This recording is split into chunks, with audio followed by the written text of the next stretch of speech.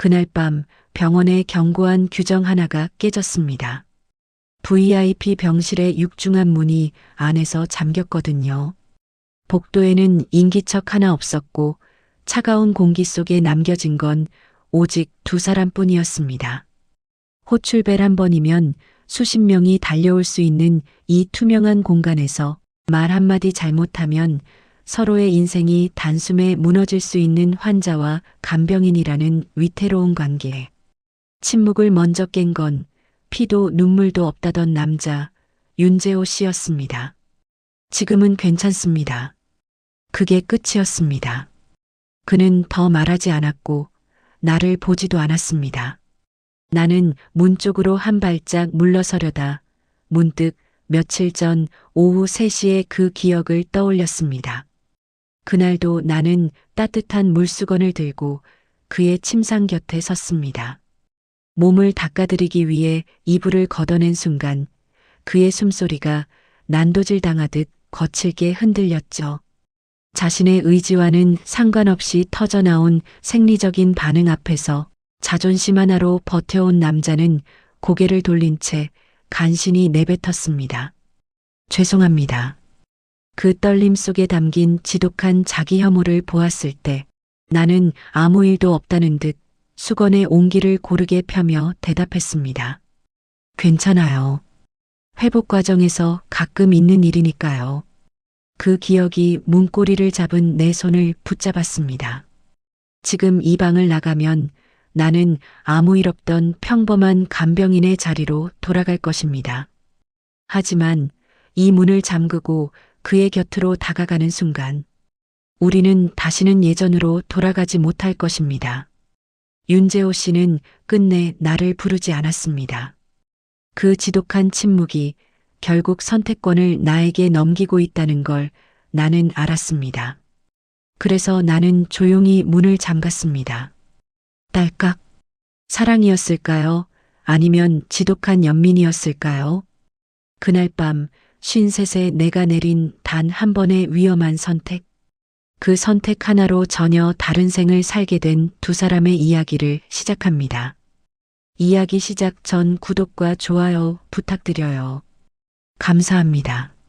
제 이름은 장수진이에요. 간병인 일을 하고 있습니다. 24시간 전담 상주 간병을 주로 맡고 있죠. 올해 53입니다. 20살 조금 넘어서 어릴 때 결혼했고 아이도 빨리 낳았어요. 아들은 장성에서 지금은 지방에 있는 회사에서 일하며 혼자 지내고 있습니다. 연락은 자주 하지만 같이 사는 건 아니에요. 내 인생은 누군가를 돌보는 것으로 채워졌지만 정작 나를 돌봐준 사람은 없었습니다. 이 일을 오래 했다고 말하면 사람들은 늘 마음이 강하시겠다고 하죠. 근데요, 마음이 강한 사람은 없어요. 그냥 하루하루 무뎌지는 거예요. 저도 그랬어요.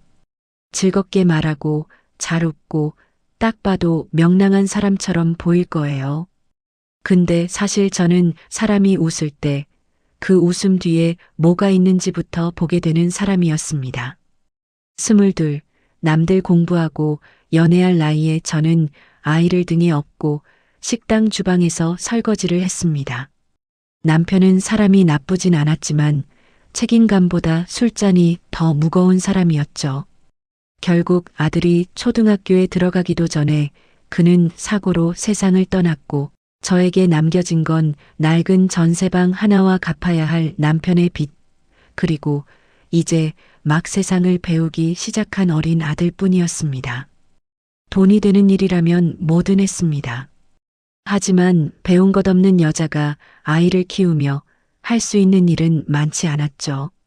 그렇게 시작한 게 간병인이었습니다. 처음엔 무서웠어요. 누군가의 배설물을 치우고 욕설을 받아내고 삶과 죽음의 경계에 있는 사람들을 지켜보는 일이요. 한 번은 치매를 앓던 어느 부잣집 할아버지를 간병할 때였습니다.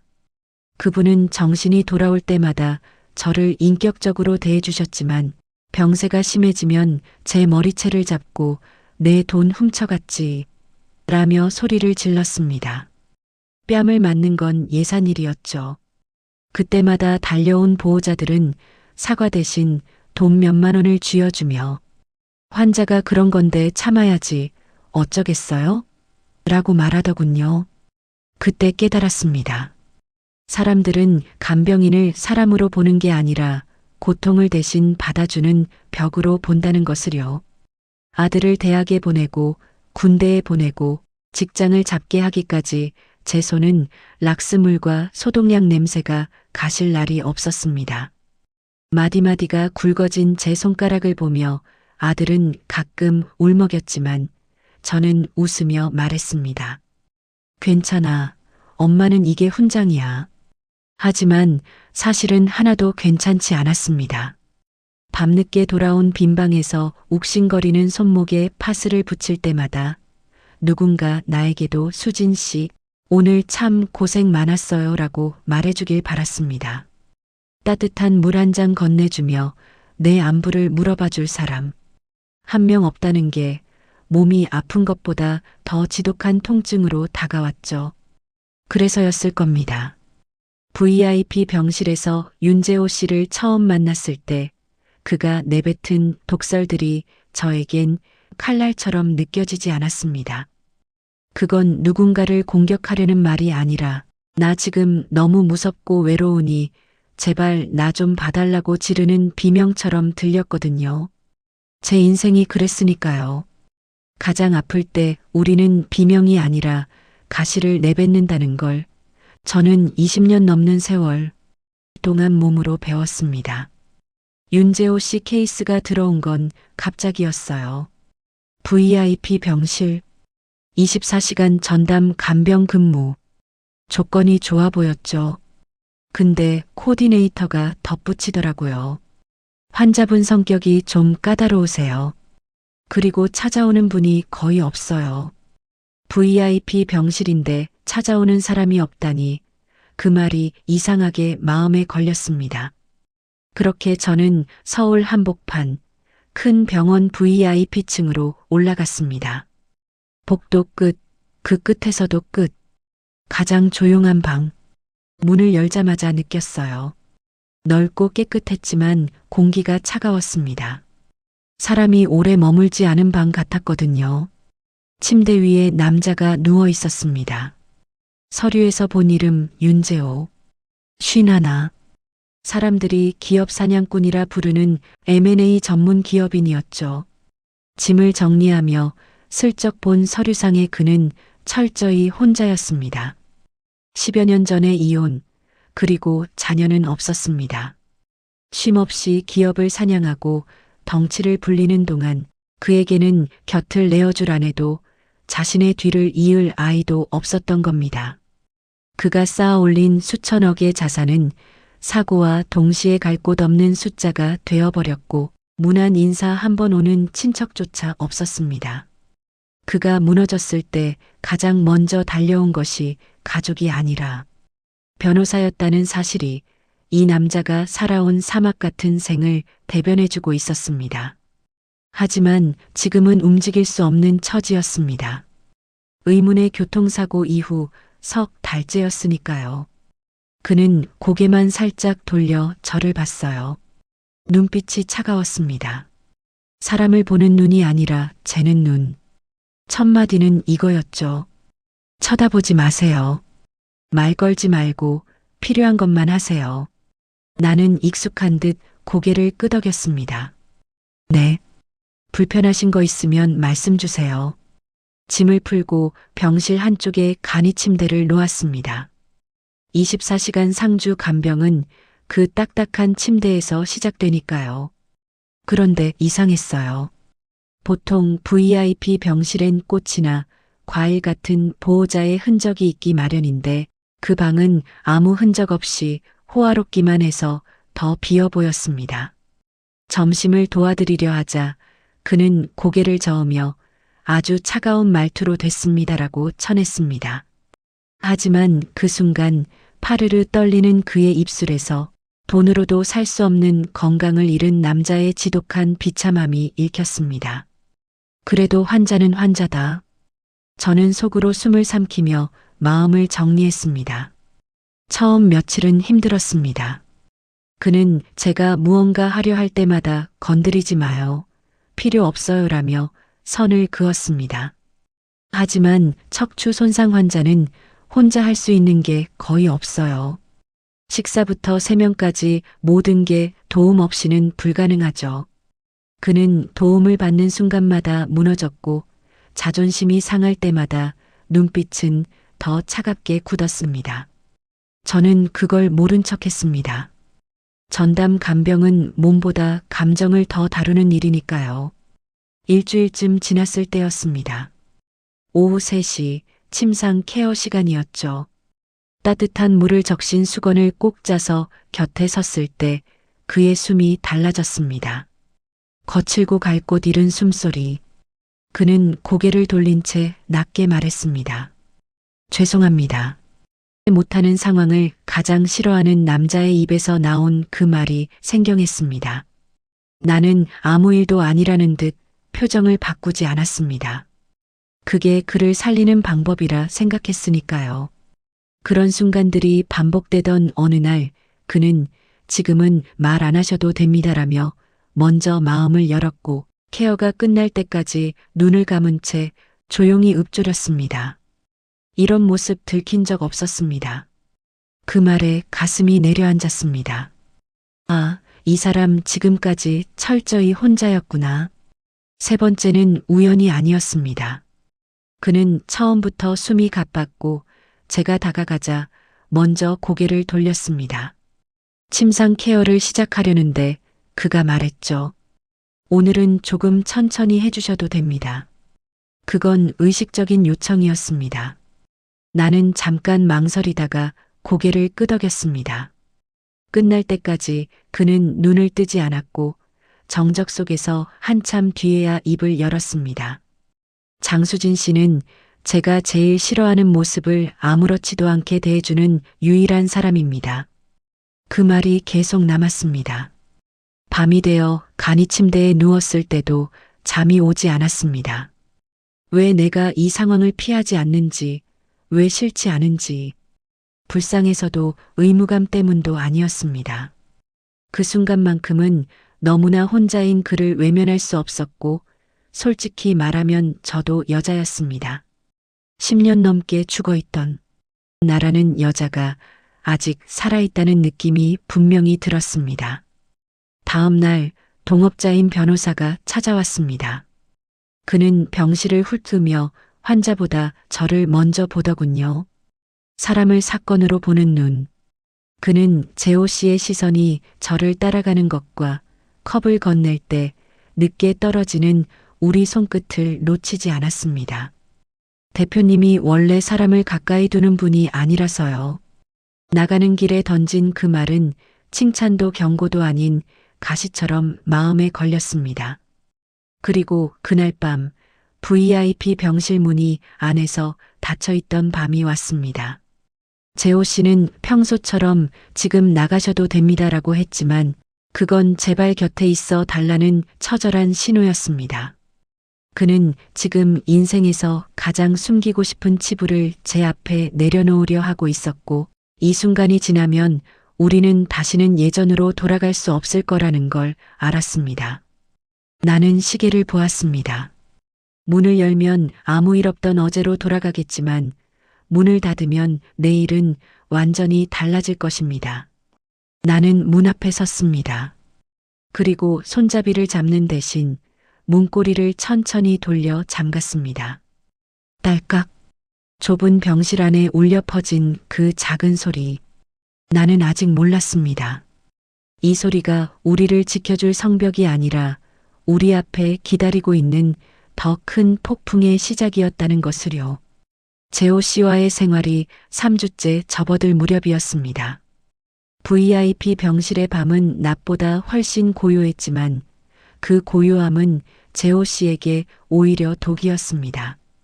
아무 소리도 들리지 않는 밤이 되면 그는 사고 당시에 찢어지는 듯한 금속음과 함께 존재하지도 않는 감각의 통증, 즉 환상통에 시달렸습니다. 어느 날 새벽 2시였습니다. 거친 숨소리에 잠이 깨어보니 재호 씨가 침대 난간을 부서져라 움켜쥐고 있었습니다. 얼굴은 이미 눈물과 식은땀으로 범벅이 되어 있었죠. 움직이지 않는 다리가 불에 타는 것 같다며 그는 짐승처럼 신음했습니다. 재호 씨, 정신 차리세요. 저 보세요. 제가 급하게 다가가 그의 손을 잡았습니다. 평소엔 그렇게 차갑고 오만하던 손이 그 순간만큼은 물에 빠진 사람이 지푸라기라도 잡듯 제 손목 등을 파고들었습니다. 저는 수건을 뜨거운 물에 적셔와 그의 마비된 근육 위를 천천히 아주 정성껏 눌러주었습니다. 이건 가짜예요. 재호 씨, 제 목소리 들리시죠? 지금 아픈 건 재호 씨 뇌가 보내는 가짜 신호예요. 제가 여기 있잖아요. 제가 계속 주물러 드릴게요. 그는 대답 대신 제 옷자락을 꽉 쥐었습니다. 1시간, 2시간. 제 손목이 시려올 때쯤에야 그의 숨소리가 잦아들었습니다. 동틀녘 겨우 잠든 그의 얼굴을 보며 저는 생각했습니다. 수천억의 자산가도 냉혈한이라 불리던 기업 사냥꾼도 밤의 어둠 앞에서는 그저 위로가 필요한 연약한 아이일 뿐이라는 거요.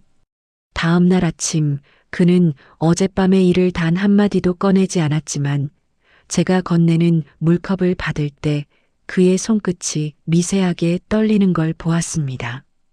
그것은 부끄러움이 아니라 저에게만 들킨 살려달라는 신호였습니다.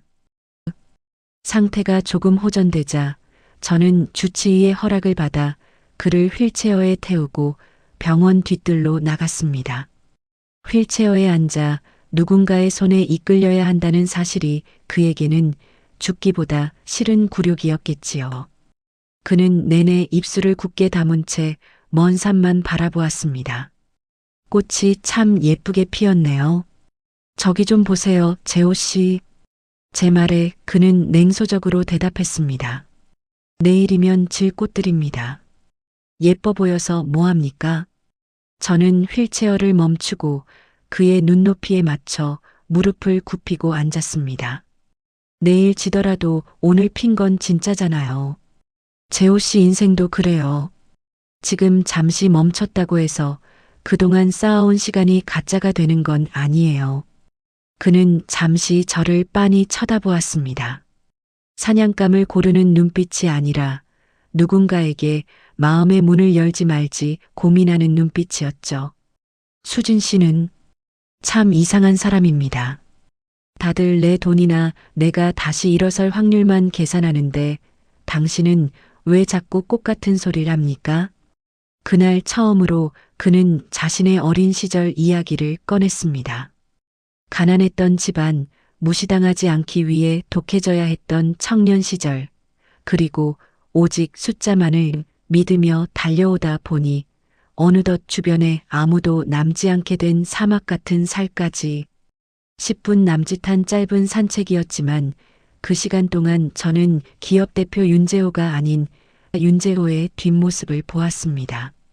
하지만 그 짧은 평화는 병실로 돌아오자마자 산산조각 났습니다. 재호 씨는 자신의 마비된 다리를 도저히 받아들이지 못하고 무리하게 몸을 일으키려 애를 썼고 제가 잠시 물을 뜨러간 사이 쿵 하는 둔탁한 소리가 병실을 울렸습니다. 급하게 달려가 보니 재호 씨가 침대 밑 차가운 바닥에 짐승처럼 엎드려 제 다리를 주먹으로 내리치며 나가라고 절규하고 있었죠. 저는 물러서지 않고 바닥에 같이 주저앉아 발버둥 치는 그의 상체를 온 힘을 다해 끌어안았습니다. 한참을 제 품에서 저항하던 그는 어느 순간 힘을 툭 빼더니 제 어깨에 고개를 묻고 아이처럼 오열하기 시작했습니다. 그 지독한 울음이 잦아들 무렵 그는 제 어깨에 얼굴을 묻은 채 평생 누구에게도 꺼내지 않았던 이야기를 시작했습니다. 가난했던 어린 시절, 도망치듯 떠난 어머니가 손에 쥐어준 꼬깃꼬깃한 1,000원짜리 3장, 그리고 다시는 누군가에게 인생을 맡기지 않겠다고 다짐하며 숫자의 세계로 숨어버렸던 그 처절한 사막 같은 삶을요. 그는 제 손을 꼭 잡으며 수진 씨가 닦아주는 수건에서 40년 전 어머니의 온기를 느껴 무서웠다고 고백했습니다. 사냥꾼에 가면 뒤에 숨어있던 상처받은 아이를 저는 더 깊게 안아주었습니다. 겨우 그를 부축해 침대에 눕히고 흐트러진 바닥을 정리한 뒤 쓰레기를 비우려 문을 열었을 때였습니다. 문 바로 앞에 김 변호사가 서 있었습니다. 서류 가방을 든 채 굳은 표정으로 서 있는 그와 눈이 마주친 순간 제 심장은 발끝까지 떨어지는 것 같았습니다. 그는 저를 차가운 복도로 불러 세웠습니다. 변호사는 장갑을 고쳐 끼며 무미건조한 눈빛으로 쏘아붙였습니다. 장수진 씨, 선을 넘지 마세요. 대표님이 지금 마음을 연 게 아니라 몸이 고장나서 잠시 타협을 하고 계신 겁니다. 그걸 기회라고 착각하지 마세요. 필요 이상의 친절은 독이 됩니다. 이 병실은 수천억이 걸린 집무실이지 사적인 공간이 아닙니다. 장수진 씨 아드님도 어머니가 여기서 구설에 오르는 걸 원치 않으시겠죠?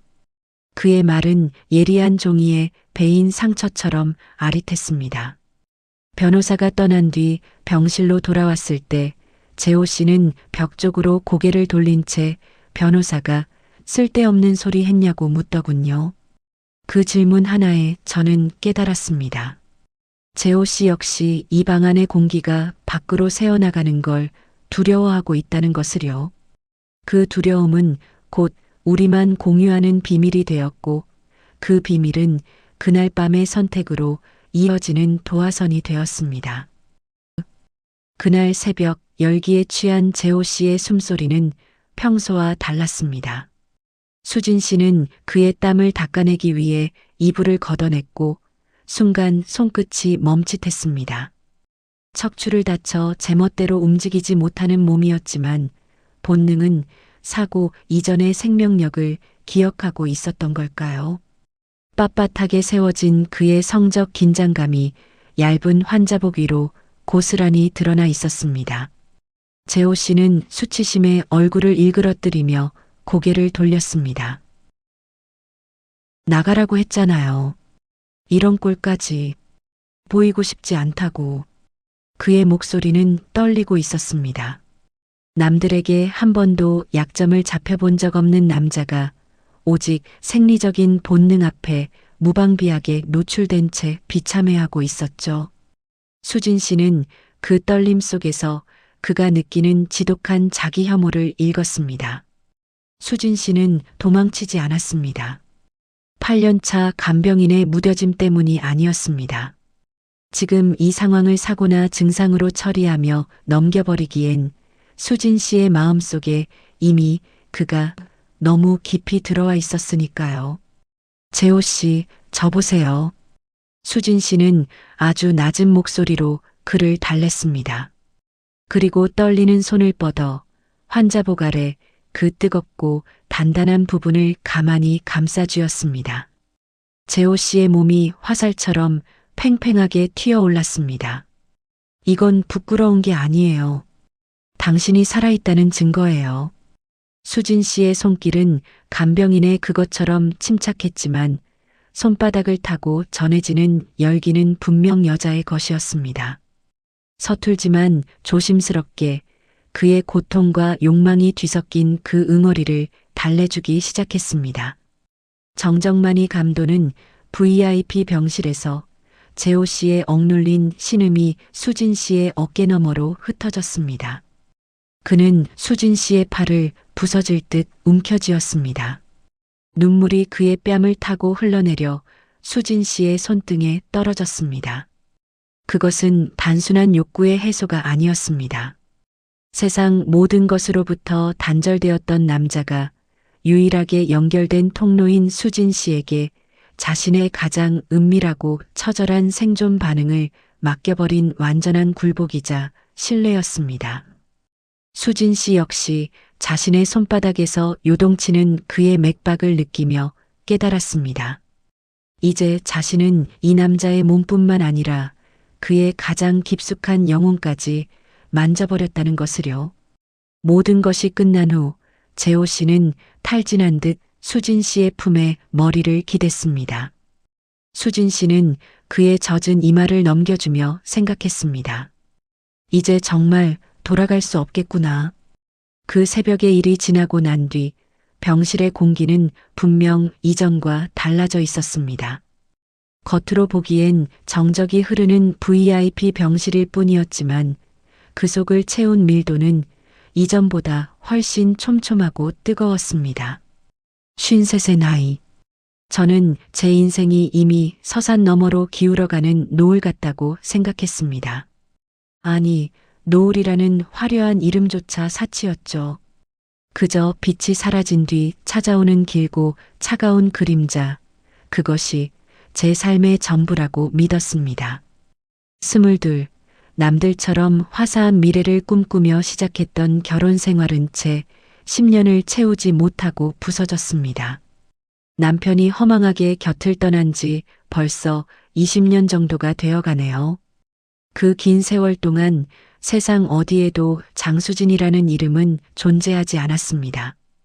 아들의 성장을 위해 기꺼이 자신을 지워버린 누구의 엄마 혹은 이름도 성도 모르는 환자들의 고통을 묵묵히 받아내며 몸을 닦아주는 간병인으로 살았을 뿐입니다.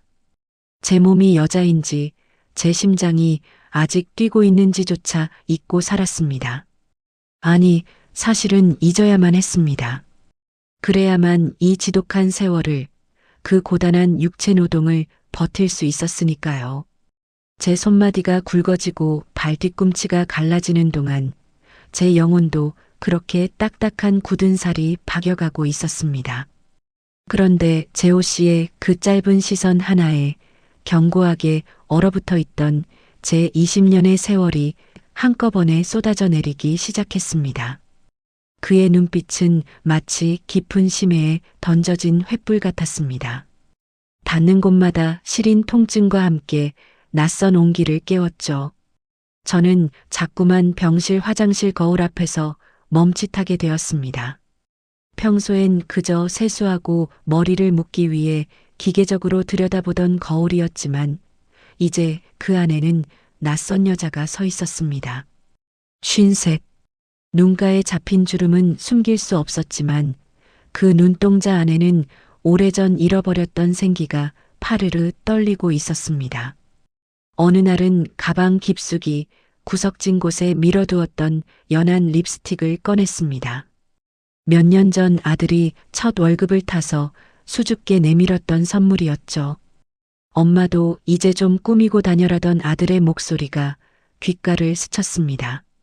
그때는 아까워서 혹은 어울리지 않는 것 같아서 서랍 깊숙이 넣어두었던 그 립스틱을 손에 쥐었습니다. 손끝이 파르르 떨렸습니다. 화장실 문을 잠그고 숨을 죽인 채 거울 속의 입술에 아주 살짝 생기를 얹어보았습니다. 남들이 보기엔 티도 안 날 정도의 미미한 변화였지만 제게는 그것이 20년 만에 처음으로 나를 위해 저지른 가장 큰 일탈이자 세상에 던지는 마지막 고백이었습니다. 립스틱 하나에 뺨이 발그레하게 달아오르는 제 모습이 서러우면서도 가슴이 터질 듯 떨렸습니다. 병실로 돌아왔을 때 재호 씨는 여전히 침대 머리를 올린 채 서류를 보고 있었습니다. 제가 다가서자 그의 시선이 읽던 종이에서 천천히 올라와 제 입술에 잠시 머물다 조용히 지나갔습니다. 1초도 안 되는 짧은 순간이었지만 병실 안의 공기는 마치 전기가 통한 듯 팽팽해졌습니다. 그는 아무 말도 하지 않았습니다. 하지만 서류를 쥐고 있던 그의 손끝이 미세하게 힘을 주어 종이가 작게 구겨지는 것을 저는 놓치지 않았습니다. 그 찰나의 정적이 수만 마디의 말보다 더 뜨거웠고 제 안의 여자가 다시 숨을 쉬기 시작했다는 사실을 그에게 들켜버린 것 같아 목 끝까지 열기가 올랐습니다. 변화는 재호 씨에게서도 나타났습니다. 평생을 오직 숫자와 효율만을 쫓으며 살았던 냉혹한 기업 사냥꾼. 그는 언제나 타인의 감정을 비효율적인 사치로 치부하던 사람이었습니다. 그 견고하던 얼음성에 아주 희미하게, 그러나 거부할 수 없는 온기가 섞이기 시작했습니다. 그는 이제 침대 위에서도 수천억이 오가는 결의안을 검토하며 예전처럼 독사같이 날을 세우지 않았습니다. 오히려 합병 안의 독소 조항을 하나하나 짚어내며 실무자들의 복지와 고용 승계 문제를 거론하기 시작했습니다. 김 변호사, 이 부분 수정하게. 사람을 내쫓으면서 세우는 기업은 사막 위의 성일 뿐이야. 결국 무너진단 말이지. 그의 낮은 목소리가 병실에 울려 퍼질 때마다 곁을 지키던 동업자 김 변호사의 미간은 점점 깊게 패였습니다. 김 변호사는 재호 씨의 눈과 귀가 되어 기업을 해체하고 조립해온 냉철한 전략가였습니다. 그에게 재호 씨의 변화는 일종의 결함처럼 느껴졌을 것입니다. 대표님, 요즘 판단 기준이 달라지셨습니다. 숫자보다 사람을 먼저 보시는 건 대표님답지 않군요. 감정이 섞인 경영은 치명적인 약점이 됩니다. 변호사의 시선은 자연스럽게 병실 한 구석에서 정물처럼 서서 협탁을 정리하던 저에게 머물렀습니다. 24시간 내내 이 좁은 방에서 함께 숨쉬고 재호 씨의 가장 나약한 순간을 지켜본 제가 그의 이성을 흐리고 있다는 의심. 그 불쾌하고 날카로운 의심이 변호사의 눈에 고스란히 담겨 있었습니다. 그는 재호 씨가 서류에 집중하는 사이 저를 뚫어지게 노려보며 무언의 경고를 보내곤 했습니다. 그는 병실을 나설 때마다 제 곁을 스치며 칼날 같은 말을 던졌습니다. 그 목소리는 너무나 낮아서 재호 씨에게는 들리지 않았지만 제 심장에는 명확히 꽂혔습니다. 장수진 씨, 요즘 안 쓰던 향을 쓰시나 봐요. 병실 공기가 예전보다 달아졌어요. 하지만 적당히 하세요. 당신은 그저 거쳐가는 간병인일 뿐입니다. 대표님이 회복되어 이 문을 나가는 순간 당신은 그가 가장 지우고 싶은 오점이 될 테니까요. 그의 화려한 세계에 당신 같은 얼룩은 어울리지 않습니다. 그의 말은 예리한 종이에 베인 상처처럼 아릿하고 쓰라렸습니다. 5점, 얼룩. 그 단어들이 가슴을 후벼 팠습니다. 나는 간병인일 뿐이지. 저 남자가 잠시 몸이 고장나 마음이 약해진 틈을 타 감히 내가 무엇을 바라고 있는 걸까? 제 아들의 이름까지 들먹이며 은밀하게 압박해오는 변호사의 위협 앞에서 저는 다시 초라한 53세 간병인으로 돌아가야 했습니다. 변호사가 뿌리고 간 독설에도 재호 씨는 흔들리지 않았습니다. 아니, 그는 변호사가 제게 던진 그 무례한 기운을 이미 온몸으로 감지하고 있었던 것 같습니다. 창밖에는 어느덧 도심의 야경이 별처럼 깔리고 있었습니다. 재호 씨는 창밖의 먼 불빛을 보며 제게 나직이 물었습니다. 평소의 업무적인 어조가 아닌 한 남자로서의 진솔한 떨림이 묻어나는 목소리였습니다. 수진 씨는 혼자가 된 지 얼마나 됐습니까? 그의 질문에 저는 잠시 멈칫했습니다. 20년의 세월을 어떻게 설명해야 할까요? 20년이 넘었네요. 아들 하나 보고 살다 보니 내가 누군지, 내 삶이 무엇인지 잊고 산 지는 더 오래되었습니다. 제 대답에 그가 희미하게 웃었습니다. 그 웃음은 수천억을 주무르는 자산가의 것이라고는 믿기지 않을 만큼 쓸쓸하고 깊었습니다. 나도 10년 넘게 앞만 보고 달릴 때는 혼자가 강함인 줄 알았습니다. 누군가에게 마음을 주는 건 사냥꾼의 자격을 상실하는 것이라 믿었죠. 그런데 이 침대에 누워 사지를 움직이지 못해 보니 알겠더군요. 그건 그냥 아무도 나를 찾지 않는다는 비참함일 뿐이었습니다.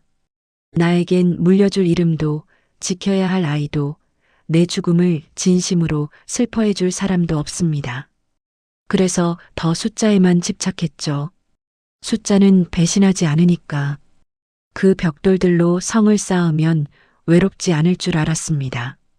그는 처음으로 자신의 실패한 결혼과 혈육 하나 없는 고독에 대해 털어놓았습니다. 화려한 만찬장에서도 사실은 굶주려 있었고 수많은 사람 사이에서도 늘 사막 한가운데 서 있는 기분이었다는 그의 고백은 제 가슴을 쳤습니다.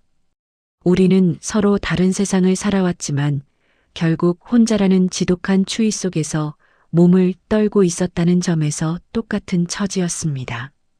53의 여자와 51의 남자. 이 좁고 폐쇄적인 VIP 병실은 이제 세상으로부터의 격리된 공간이 아니라 서로의 상처를 알아보는 유일한 피난처가 되었습니다.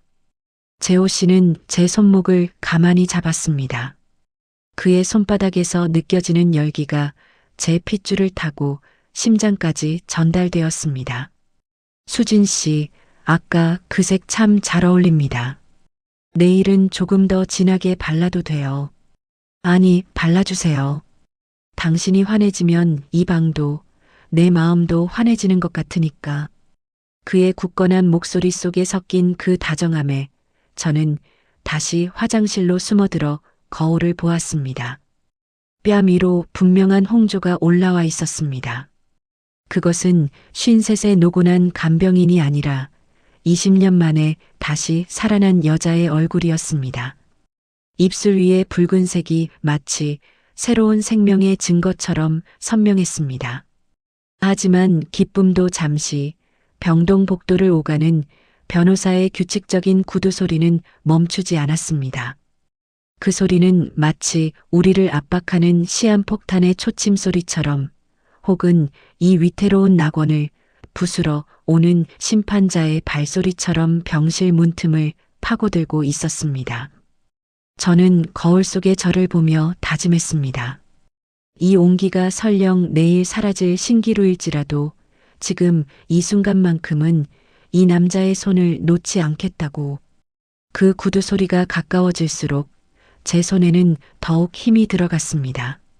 문 밖의 세상이 우리를 어떻게 흔들지 알 수 없었기에 우리는 지금 이 순간 서로의 숨결에 조금 더 깊이 의지할 뿐이었습니다.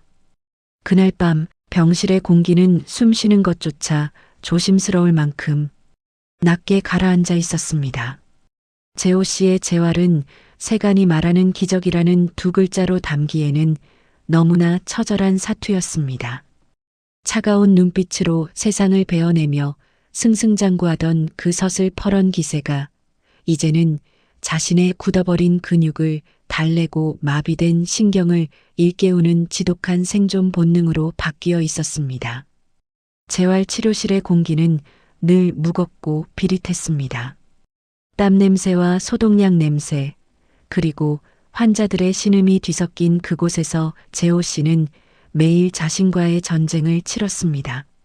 평생 남을 굴복시키는 데만 써왔던 그 강인한 정신력이 이제는 자신의 몸뚱어리를 굴복시키는데 쓰이고 있었죠. 수진 씨, 오늘은 딱 5걸음만 더 가보겠습니다. 입술을 너무 세게 깨물어 핏방울이 맺힌 그가 재활기구를 붙잡고 부르르 떨며 말했습니다. 저는 그의 등에 흐르는 땀을 닦아주며 아무 말도 할 수 없었습니다. 그가 한 걸음을 내딛기 위해 얼마나 많은 비명을 속으로 삼키고 있는지 알기 때문이었습니다. 예전 같으면 사소한 불편함에도 불같이 화를 냈을 그가 이제는 땀방울 하나가 눈에 들어가 따가워도 묵묵히 다리에 힘을 주었습니다. 그 뒷모습을 보며 저는 깨달았습니다. 이 남자는 지금 단순히 걷기 위해 노력하는 것이 아니라 자신의 과거를 씻어내고 새로운 인간으로 다시 태어나는 산통을 겪고 있다는 것을요. 그가 조금씩 인간의 형상으로 일어서기 시작할 때마다 제 가슴 한구석은 시원하면서도 아릿했습니다. 그가 건강해진다는 것은 곧 우리가 헤어질 시간이 다가오고 있다는 신호였으니까요. 수건을 건네는 제 손길은 점점 더 조심스러워졌고 그의 땀을 닦아주는 시간은 1초라도 더 늘리고 싶을 만큼 간절해졌습니다. 1분 1초가 손가락 사이로 빠져나가는 고운 모래알처럼 아까워 눈시울이 뜨거워지곤 했습니다. 재호 씨가 제 발로 서기 시작하면서 24시간 내내 그의 숨결을 공유하던 제 근무 형태도 변해가고 있었습니다. 이제 밤에는 보호자 없이도 그 혼자 몸을 가누게 된 것이죠. 저는 아침에 출근해 그를 돌보고 저녁이면 병원 문을 나서는 출퇴근 생활을 시작하게 되었습니다. 상주할 때는 몰랐던 퇴근길의 공기가 이토록 낯설고 서글픈 것인지 예전엔 미처 알지 못했습니다. 병동 로비를 지나 어둠이 짙게 깔린 병원 정문을 나설 때마다 그와 공유했던 24시간의 밀도가 차가운 밤바람에 흩어지는 기분이었습니다. 집으로 돌아가는 버스 창가에 머리를 기대면 불 켜진 병실에 홀로 남겨진 재호 씨의 모습이 자꾸만 잔상처럼 남았습니다. 그는 지금 무엇을 하고 있을까? 혼자 물컵을 들다 쏟지는 않았을까? 밤새 환상통이 다시 찾아와 신음하고 있는 건 아닐까? 상주할 때는 당연하게 여겼던 그의 숨소리가 들리지 않는 제 방은 너무나 고요해서 오히려 귀가 먹먹할 정도였습니다. 8년 동안 간병인으로 살며 수많은 퇴근을 반복해왔지만 이번만큼은 퇴근이 아니라 유배를 당하는 기분이었습니다. 24시간이라는 시간의 마법이 풀리고 나자 우리는 다시 돈을 받는 간병인과 돈을 내는 환자라는 사회적 거리로 밀려나고 있었습니다. 그 거리가 멀어질수록 제 안의 공허함은 블랙홀처럼 커져만 갔습니다. 저는 여전히 립스틱을 발랐습니다. 그가 재활기구에 몸을 기댄 채 숨을 몰아쉴 때 그 옅은 붉은 빛이 그의 눈에 닿기를 바라는 마음으로요. 립스틱 색이 참 곱네요. 그가 아주 가끔 건네는 그 한마디가 제 퇴근길을 버티게 하는 유일한 양식이었습니다. 드디어 퇴원을 단 하루 앞둔 날이었습니다. 저녁 7시 평소라면 서둘러 가방을 챙겨 병실을 나서야 할 시간이었지만 저는 마치 발바닥에 풀을 붙인 듯 선뜻 걸음이 떨어지지 않았습니다. 짐을 정리하는 제 등 뒤로 창밖을 응시하던 재호 씨가 나직한 목소리로 정적을 깼습니다. 수진 씨, 내일이면 이제 이 좁고 답답한 병실도 끝이네요. 그러게요. 재호 씨가 혼자 힘으로 걸어서 나가는 걸 보니 제 마음이 다 시원합니다. 짐짓 밝게 대답하려 애썼지만 목소리는 끝을 잡지 못하고 미세하게 떨렸습니다. 재호 씨는 창밖의 화려한 도심 야경을 보며 말을 이었습니다. 예전에는 저 야경을 보며 어떤 회사를 무너뜨리고 어떤 숫자를 채울까 고민했겠지만 지금 그의 눈은 다른 곳을 향하고 있었습니다. 수진 씨, 정말 고마웠습니다. 그리고 참 감사합니다. 변호사는 내가 다시 예전처럼 피도 눈물도 없이 기업들을 사냥하러 다닐 거라 믿고 싶어 하지만 나는 이제 다르게 살 겁니다. 수진 씨 덕분에 이제야 내가 가진 힘을 어디에 써야 할지 알게 됐으니까요. 그는 제게 재단 설립 계획을 들려주었습니다. 소외된 아이들의 꿈을 지원하고 무너져가는 이들의 울타리가 되어주는 일. 숫자의 성벽을 허물고 그 자리에 사람의 집을 짓겠다는 그의 고백은 제가 바른 립스틱보다 더 붉게 제 가슴을 물들였습니다. 그날 밤 병실 문을 닫고 나오며 저는 비로소 깨달았습니다. 우리가 함께한 3개월은 단순히 병을 고치는 시간이 아니라 죽어있던 한 남자의 심장을 다시 뛰게 만든 기적의 시간이었다는 것을요. 재호 씨가 퇴원한 지 한 달이 지났습니다. 병동에는 그의 이름표 대신 낯선 환자의 이름이 붙었고 저 역시 새로운 환자의 대소변을 받아내며 평소와 다름없는 무채색의 일상을 보내고 있었습니다. 어느 오후 병원 로비를 지나던 때였습니다. 병원 정문 앞에 검은색 세단 서너 대가 미끄러지듯 멈춰 섰습니다. 정적을 깨는 차 문 닫히는 소리와 함께 짙은 수트를 갖춰 입은 남성들이 일사불란하게 움직였습니다. 그 중심에서 내린 사람은 윤재호 씨였습니다. 그는 더 이상 휠체어에 의지하던 환자가 아니었습니다. 완벽하게 재단된 감청색 수트를 입고 누구보다 단단하고 위험 있는 걸음걸이로 로비를 가로질러 들어왔습니다. 병원장과 관계자들이 그를 영접하기 위해 머리를 조아렸고 로비에 있던 사람들의 시선이 일제히 그에게 쏠렸습니다. 저는 오물이 묻은 세탁물을 가슴에 안은 채 구석진 기둥 뒤로 몸을 숨겼습니다. 53의 낡은 간병인 앞치마가 그날따라 왜 그렇게 부끄러웠는지 모릅니다. 재호 씨의 구두 소리가 로비의 대리석 바닥에 부딪혀 또각, 또각 소리를 낼 때마다 제 심장도 함께 덜컥거렸습니다. 그래, 저게 원래 저 사람의 자리지. 병실에서의 일들은 그저 환상이었을 뿐이야. 하지만 로비 중앙을 지나던 재호 씨가 갑자기 걸음을 멈췄습니다. 수많은 수행원들 사이에서 그는 천천히 고개를 돌려 로비 구석구석을 훑었습니다. 그리고 기둥 뒤에 숨어있던 저와 시선이 정면으로 마주쳤습니다. 현기증이 일었습니다. 수많은 사람 사이에서 그는 오직 저 하나만을 보고 있었습니다. 그는 다가오지 않았습니다. 하지만 그 깊은 눈빛은 수천 마디 말보다 무겁게 저를 짓눌렀습니다. 장수진 씨, 잘 지내고 계시는군요. 라고 묻는 듯 했습니다. 저는 떨리는 손으로 입술을 만졌습니다. 립스틱을 바르지 않은 제 민낯이 지우고 싶었던 간병인의 비루한 현실이 통째로 들킨 것 같아 눈시울이 뜨거워졌습니다. 그는 아주 짧은 찰나의 미소를 남기고 다시 걸음을 옮겼습니다. 그 화려한 행렬이 사라지고 난 뒤에도 저는 한참 동안 그 자리에 얼어붙어 있었습니다. 그날 밤 좁은 제 방에서 저는 엉엉 울었습니다. 그와 나의 세계가 얼마나 먼지, 그 찬란한 빛이 저를 얼마나 비참하게 만드는지 깨달았기 때문입니다. 그리고 며칠이 지났을까요? 병원 뒤뜰, 우리만 아는 그 낡은 벤치에서 재호 씨를 다시 마주했습니다. 휠체어도 화려한 수트 차림의 수행원들도 없었습니다.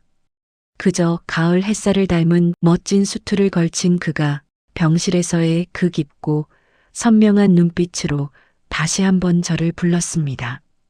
한참 기다렸습니다. 수진 씨, 그의 목소리가 들리는 순간 저는 저도 모르게 주머니 속 립스틱을 꽉 쥐었습니다. 로비에서 마주쳤던 그 당혹스러움과 초라함이 일순간에 씻겨 내려가는 기분이었습니다. 저는 떨리는 손으로 립스틱을 꺼내 서둘러 입술 위로 덧발랐습니다. 벤치 옆 차가운 유리창에 비친 제 얼굴은 더 이상 삶에 지쳐 무뎌진 간병인의 얼굴이 아니었습니다.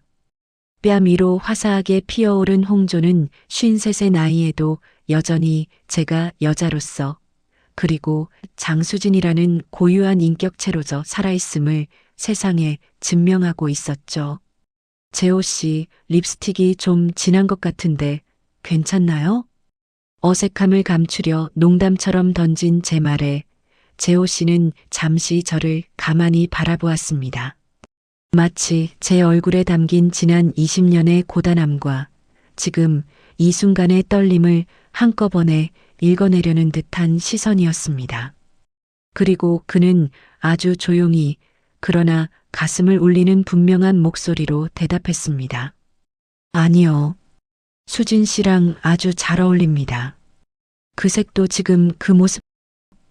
그 한마디에 제 안에 무언가가 툭 하고 풀려버렸습니다. 우리는 벤치에 나란히 앉아 서서히 저물어가는 노을을 바라보았습니다. 굳이 서로의 손을 잡거나 어깨를 기대지 않아도 벤치 위에 길게 겹쳐진 우리의 그림자는 이미 하나로 길게 늘어져 있었습니다. 남의 생을 닦아주느라 먼지처럼 잊고 살았던 여자 장수진이 그의 목소리를 타고 비로소 제 자리를 찾아 돌아온 기분이었습니다. 재단 일은 잘 시작하셨나요? 제가 조심스레 묻자 그가 고개를 끄덕이며 멀리 도심의 불빛을 가리켰습니다. 이제 막 불을 밝히기 시작했습니다. 숫자가 아닌 사람을 담는 그릇을 만드는 게 생각보다 쉽지는 않더군요. 하지만 수진 씨가 고쳐놓은 이 몸으로 이제는 정말 제대로 된 일을 해보려고 합니다. 당신이 제게 주신 그 3개월의 시간이 헛되지 않도록요. 그의 말이 끝나자 우리는 다시 말이 없어졌습니다. 노을은 천천히 병원 담장을 넘어가고 있었고 바람은 더 깊은 가을 냄새를 품고 불어왔습니다. 재호 씨는 제 손을 잡지 않았습니다. 대신 벤치 위에 올려진 제 손 가까이에 조심스럽게 자신의 손을 내려놓았을 뿐이었습니다. 닿지 않았지만 닿아 있는 것보다 더 분명한 거리였습니다. 그 침묵 속에서 우리는 서로에게 아무 약속도 하지 않았고 미래에 대해 묻지도 않았습니다. 다만 지금 이 순간만은 서로가 서로의 인생에 잠시 머물렀던 온기였다는 사실만을 조용히 받아들이고 있었습니다. 해가 완전히 저물 무렵 재호 씨가 먼저 자리에서 일어났습니다. 그는 여전히 저를 내려다보며 말했습니다. 수진 씨, 오늘은 그냥 이렇게 앉아 있어줘서 고마웠습니다. 저는 고개를 끄덕였습니다. 그것으로 충분했으니까요. 그가 멀어지는 동안 저는 입술에 남은 립스틱의 감촉을 가만히 느꼈습니다. 지워지지 않으려고 애쓰지 않아도 억지로 남기려 하지 않아도 이미 제 안 어딘가에 깊게 스며든 색이었습니다. 사랑이었는지 혹은 사랑에 가장 가까웠던 어떤 감정이었는지는 이제 굳이 이름 붙이지 않기로 했습니다. 다만 분명한 건 그 새벽과 그 벤치가 서로의 인생을 다시 걷게 만들었다는 사실이었습니다. 53의 가을, 저는 천천히 자리에서 일어나 다시 제 삶을 향해 걸음을 옮겼습니다. 노을은 사라졌지만 온기는 아직 남아 있었습니다. 오늘도 긴 이야기 끝까지 들어주셔서 감사합니다. 53의 간병인 수진과 고독한 사냥꾼이었던 재호. 24시간 잠긴 문 안에서의 그 새벽은 누군가에게는 이해받지 못할 선택이었을지도 모릅니다. 하지만 세상 끝에 홀로 서 있던 두 외로운 영혼에게는 서로를 다시 살아있게 만든 단 한 번의 구원이었습니다. 재호 씨는 변했습니다. 수진 씨의 말처럼 숫자가 아닌 사람을 살리는 삶을 선택했죠. 두 사람이 앞으로 어떤 인연으로 이어질지는 알 수 없습니다.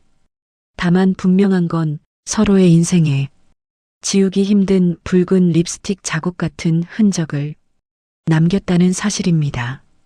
여러분의 마음에는 지금도 어떤 색의 흔적이 남아 있나요? 지금까지 오시라디오였습니다. 시청해 주셔서 진심으로 감사합니다.